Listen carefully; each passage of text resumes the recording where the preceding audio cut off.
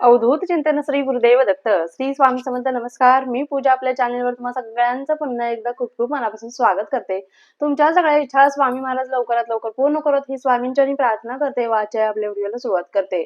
मार्गशीर्ष गुरुवारचं उद्यापन आलेलं आहे लवकरच, म्हणजे 18 डिसेंबर रोजी मार्गशीर्ष महिन्यातील शेवटचा गुरुवार असणार आहे. म्हणजे येणारा गुरुवार अजून 2 दिवसांनी शेवटचा गुरुवार आहे. तर या दिवशी आपल्याला उद्यापन करायचं आहे. तर आपण आज सगळ्या प्रश्नांची उत्तरे पाहणार आहोत. उद्यापन कशा पद्धतीने करायचं, किती महिलांना, किती सुवासिनींना, कुमारिकांना आपल्या घरी बोलवायचं, त्याच पद्धतीने जर कोणी सुवासिनी भेटत नसेल, महिला आपल्या घरी येत नसतील किंवा भेटत नसेल तर कोणी काय करायचं, त्याच पद्धतीने बघा सुतक आलं, विटाळ आला अचानक तर काय करायचं. तसेच मासिक पिरियड्स आपले डेटच त्या दिवशीची असेल, त्यावेळेस आपल्याला अडचण असेल तर त्यावेळेस काय करायचं, हे सगळं आज इन डिटेल मध्ये सविस्तर तुम्हाला सांगणार आहे. त्याच पद्धतीने अमावस्या कधी लागते हे देखील मी तुम्हाला सांगणार आहे. त्यामुळे व्हिडिओ स्किप न करता शेवटपर्यंत पाहायचा आहे, म्हणजे तुम्हाला तुमच्या सगळ्या प्रश्नांची उत्तरे इथेच मिळतील. बरोबर, चला तर मग आपण सुरुवात करूया. बघा, मार्गशीर्ष महिन्यातील गुरुवार माता लक्ष्मीला अत्यंत प्रिय असणारा व आपल्या सगळ्यांच्या आवडीचा हा महिना सुरू आहे. आणि मार्गशीर्ष महिन्यातील गुरुवार, शेवटचा गुरुवार, आपण अगदी उत्साहाने माता लक्ष्मीचा आपल्याला हवं तसं आपण तिची सजावट करत असतो, तिचा शृंगार करत असतो. आणि आपल्याला वेगवेगळे व्हिडिओज वगैरे पाहून किती सुंदर वाटतं. म्हणजे एक प्रकारे तिचा लुक, तिला एक प्रकारे लक्ष्मीचं रूप देताना आपल्याला आपलं मन भरून येत असतं. कोणी कोणी साध्या पद्धतीने करतं, पण त्यामध्ये देखील खूप प्रसन्नता असते. आणि त्यामध्ये देखील बघा, पहिले आता मुखवटे वगैरे आलेले आहेत, आता आपण सजवतो वगैरे. अगोदर नारळाला सजवलं जायचं, नारळाचीच पूजा केली जायची. पण म्हणजे ते वातावरणच वेगळं होतं. गावाला माहिती आहे ना, जाऊन नदीकाठचं पाणी आणायचं, ताजं ताजं पाणी घेऊन यायचं विहिरीतलं वगैरे, त्या पाण्यानेच आपण पूजा वगैरे करायचो. म्हणजे ते गावचं वातावरण ते वेगळंच होतं. घर घर म्हणजे ताजं पाणी, नंतर सगळं सारवून, बाहेर शेणाने सारवून वगैरे रांगोळी वगैरे काढली जायची. म्हणजे गावचं वातावरण ते वेगळंच वातावरण, शहरातलं वातावरण ते वेगळंच वातावरण. काही म्हणा, गाव ते गावच आहे शेवटी.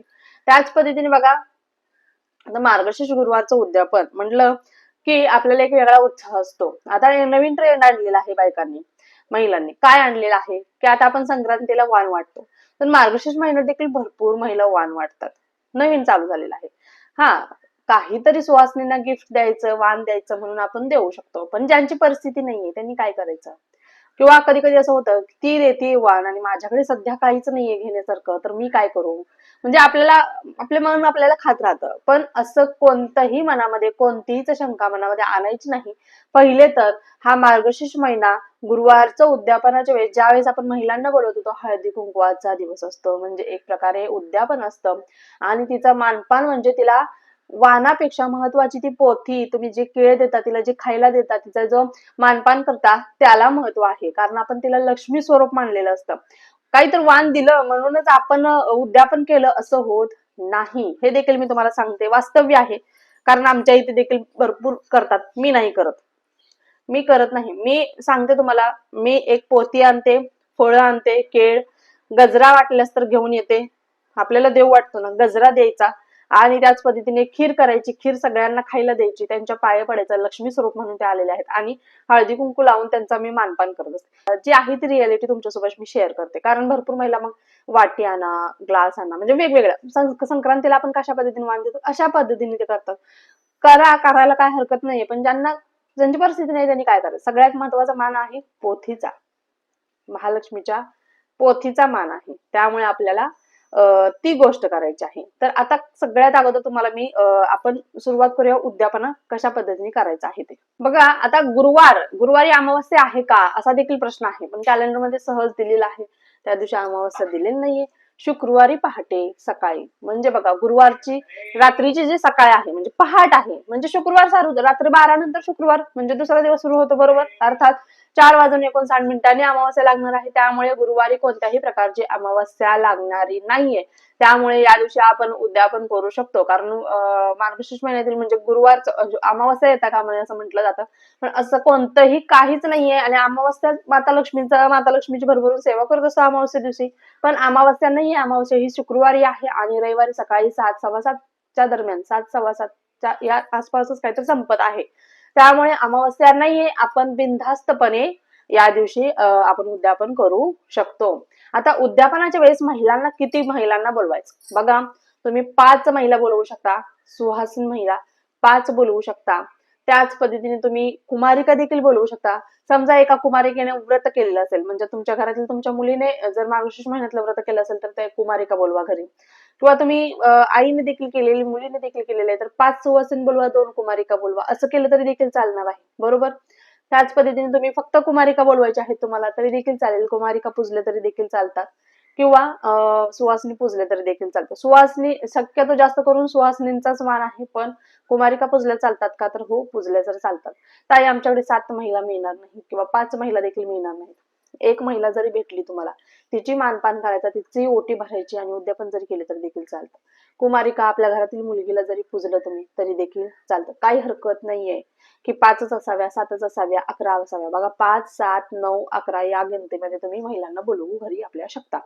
त्याच पद्धतीने बघा तुम्ही समजा किती महिला बोलवणार आहात, 5, 7, 9, 11 अशा पद्धतीच्या महालक्ष्मीची जी व्रताची पोथी आहे ती पोथी तुम्हाला आणायची आहे. बरोबर.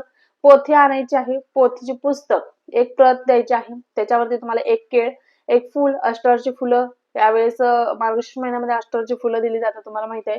अष्टरची फुलं तुम्हाला द्यायची आहेत, एक एक फुल. तुमची इच्छा असेल तर तुम्ही त्यांना गजरा देखील देऊ शकता.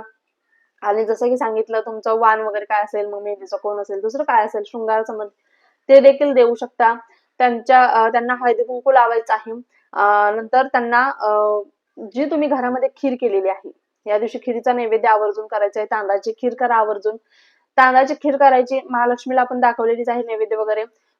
त्या महिलांना देखील थोडी थोडी खायला द्यायची, तिथे आपल्या समोर त्यांना खायला लावायचं. आणि किंवा तुम्ही दूध साखर जरी दिली त्यांना प्यायला तरी देखील चालणार आहे. आणि नंतर सगळ्यांच्या लक्ष्मी स्वरूप म्हणून आपल्याला सगळ्यांच्या पाया पडायचं आहे. बरोबर. सगळ्यांचा आशीर्वाद आपल्याला घ्यायचा आहे. अशा पद्धतीने सगळ्यांचा जो काही मानपान आहे, कारण त्या लक्ष्मी स्वरूप आहे, लक्ष्मी माताच साक्षात आपल्या घरी आलेली आहे, अशा पद्धतीने प्रत्येकाला ट्रीट करायचं असतं. आणि प्रत्येकाची आपण मनोभावे त्यांना लक्ष्मी मातेचं, लक्ष्मीचं स्वरूप म्हणूनच प्रत्येकाला तिचा जो काही आहे तो मानपान, मग ते लहान असो किंवा मोठी, म्हणजे समजा आता कुमारिकांना बोलवलं तर त्यांच्या देखील पाया पडायला विसरायचं नाहीये. यावेळेस कोणी देखील लहान कोणी मोठं वगैरे नसतं. त्यामुळे एवढी एक गोष्ट लक्षात ठेवायची आहे. बघा आता हे सगळं झालं. आता मासिक पिरियड्स आहे आले आम्हाला, म्हणजे या टायमिंग मध्ये आले किंवा आज उद्या आले समजा, आणि का आम्हाला ते गुरुवारचं उद्यापन करता येणार, तर आम्ही काय करू? तर तुमची मुलगी असेल तर तिच्याकडून व्रताचं उद्यापन करून घेऊ शकता तुम्ही. महिलांना बोलवायला सांगा, तुम्ही फक्त बाजूला बसायचं आहे. तुमच्या हातावर तिला हळदी कुंकू द्यायला लावायचं आहे. तुम्ही हळदी कुंकू लावून घ्या. नंतर त्या मुलीला बोलवायला लावा आणि बायका आल्या की मुलीला हळदी कुंकू लावायला सांगा. व्यवस्थित सगळं सांगून द्यायचं तिला. तिचं ती व्यवस्थित सगळं करते. तुमचे मिस्टर असतील, मिस्टर जरी तुमचे फक्त त्या बायकांना सांगायचं की तुमचं तुम्ही करून घ्या आणि मिस्टरांना सांगायचं की काय असेल तर प्रसाद वगैरे फक्त तुम्ही वाटा. आणि महिलांच्याकडूनच तुम्ही उद्यापन करून घेतलं तरी देखील चालतं, काही हरकत नाहीये. आमच्या घरी कोणच नाहीये तर तुम्ही पौष महिन्यातील कोणत्याही गुरुवारी परत एकदा पूजा मांडायची, कोणत्याही गुरुवारी, आणि व्रताची जी कहाणी आहे ती वाचायची आणि नंतर उद्यापन त्या दिवशी केलं तर देखील चालतं, काही हरकत नाहीये. सुतक आलं. सुतक आपल्या हातात आहे का? नाही. कोणाच्याही हातात सुतकाचं नाहीये. सुतक आलं तर आपण अर्थात जोपर्यंत सुतक फिटत नाही, विटाळ पडला, जोपर्यंत विटाळ संपत नाही, तोपर्यंत अर्थात आपण करू शकत नाही उद्यापन. बरोबर. तर पौष महिन्यामध्ये तुम्ही तुमचं सुतक फिटल्यानंतर कोणत्याही एका गुरुवारी जसं सांगितलं पूजा मांडणी करायची तुम्ही, आणि नंतर आपल्याला गुरुवारच्या व्रताचं उद्यापन करायचं आहे. अशा पद्धतीने आपल्याला, पण तोपर्यंत तुम्हाला मांसाहार करता येणार नाही. म्हणजे बघा प्रत्येकाने, कोणी कोणी मार्गशीर्ष महिना पाळला असेल, कोणी कोणी पाळला नसेल, प्रत्येकाची इच्छेनुसार आहे. पण समजा तुम्ही व्रत करत नसाल पण त्या दिवशी गुरुवार आहे, तर गुरुवारी तरी कोणी सुद्धा मांसाहार करायचा नाही. एवढे पाळा, आपल्या घरात पूर्ण नियम लागूच करायचा आहे. किती जरी आपण खात असलो तर गुरुवार चुकून सुद्धा आपण कोणत्याही गोष्टीचं सेवन करायचं नाही. बरोबर. बघा तुमच्या सगळ्या प्रश्नांची उत्तर तुम्हाला मिळालीच असतील. ताई आम्हाला महिला मिळत नाहीये, कुमारिका मिळत नाही. एक जरी महिला, एक जरी कुमारिका भेटली इनफ आहे. त्यामुळे तुम्ही या सगळ्या सेवा करा, व्यवस्थित उद्यापन करा. दुसऱ्या दिवशी तुम्ही व्यवस्थित पूजा उचलायची आहे. ज्या पद्धतीने दर गुरुवारी आपण त्या सगळे म्हणजे 5 ढाळी 5 ठिकाणी टाकत होतो, ते पाणी कलशातलं विहिरीमध्ये त्याच्यात दिलेलं आहे, पाणी विहिरीत ओतायचं. पण आता विहीर तर नाही आपल्या, त्यामुळे आपण झाडाला तो सोडून कोणत्याही झाडाला ते पाणी घालू शकतो. जो नारळ ठेवलेला आहे तुम्ही, तो नारळ तुम्ही फोडून त्याचा काहीतरी गोड नैवेद्य करायचा आहे. गोड संपूर्ण नारळाचा गोड नैवेद्य करून टाकायचा आहे. तिखटामध्ये नारळ घालायचा नाही किंवा मांसाहार केला तर त्याच्यात नारळ घालायचा नाही. तो त्याचं काहीतरी गोड मोदक वगैरे करा, नारळाची वडी करा, काही करा तुम्ही, नारळ भात करा, काही करा, पण तुम्ही तो नारळ तसा संपवून टाकायचा आहे. जे तांदूळ तुम्ही वापरलेले चांगला असतील तर त्याची खीर बनवून खायची, नाही तर ते तांदूळ तुम्हाला पक्ष्यांना टाकायचं आहे. अशा पद्धतीने आपल्याला उद्यापन करायचं आहे गुरुवारच्या व्रताचं. तरी देखील माझ्याकडून काही माहिती राहिली असेल किंवा तुमच्या अजून काही प्रश्न असतील किंवा तुम्ही कन्फ्यूज असाल एखाद्या प्रश्नाविषयी, तर तुम्ही नक्कीच कमेंट बॉक्समध्ये विचारा. आपल्या चॅनेलवर प्रत्येकाच्या शंकेचे निरसन नक्कीच केले जाते. आणि व्हिडिओ आवडत असतील तर प्लीज कृपया आपल्या या चॅनेलला लाईक करा, शेअर करत जा आणि आपल्या चॅनेलला सबस्क्राईब करा आणि बेल ऐकन दाबा. म्हणजे कसं आपले नवनवीन व्हिडिओज लवकरात लवकर तुमच्यापर्यंत पोहोचतील. आणि एवढं जीव तोडून थोडीशी माहिती तुमच्यापर्यंत पोहोचवते तर एक लाईक तर बनतच की नाही. तर तुम्हाला माहिती आवडत असेल तर नक्कीच लाईक, शेअर, सबस्क्राईब करत जा. पुन्हा एकदा भेटू अशाच एका नवीन व्हिडिओ सोबत. तोपर्यंत झालेली सेवा स्वामींच्या रुजू करते. श्री स्वामी समर्थ. धन्यवाद.